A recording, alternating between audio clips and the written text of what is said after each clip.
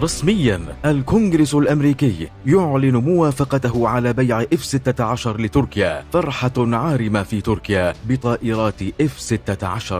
في تطور غير مسبوق، أعلن السفير الأمريكي في تركيا أن الكونغرس وافق رسميا على بيع مقاتلات F-16، الأمر الذي ينهي بما لا يدعو مجالا للشك أشهرا وسنوات من المفاوضات بين واشنطن وأنقرة في هذا الموضوع. وأشار السفير جيف فليك في رسالة نشرتها السفارة الأمريكية في أنقرة على منصة إكس إلى أن قرار الكونغرس بالموافقة على أن تحوز تركيا 40 مقاتلة F-16 و79 مجموعة للتطوير يشكل تقدما كبيرا. وكانت الحكومة الأمريكية وافقت في 26 يناير الفائت على هذه الصفقة البالغة قيمتها 23 مليار دولار، وذلك بعد 3 أيام من مصادقة أنقرة على انضمام السويد لحلف شمال الأطلسي الناتو. وتم إبلاغ الكونغرس الأمريكي في اليوم نفسه بالطلب التركي بشأن المقاتلات، وكان أمامه 15 يوما لإبداء الرفض، الأمر الذي لم يحصل. وأوضح مسؤول أمريكي أن الولايات المتحدة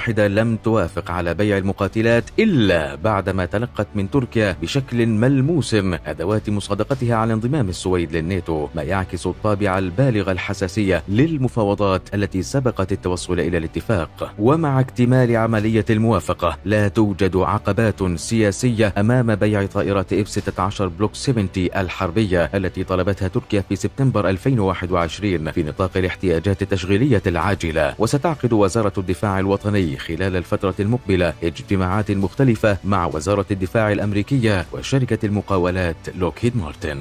ونتيجة لهذه المفاوضات سيتم تحديد نطاق وكمية وجدول تسليم حزمة طائرات F-16 التي ستشتريها تركيا بناء على الخطة الأكثر شمولا. ومن المتوقع أن يتم تسليم المقاتلات من طراز F-16 بلوك 70 إلى تركيا خلال 3 إلى 4 سنوات بسبب كثافة خط الإنتاج.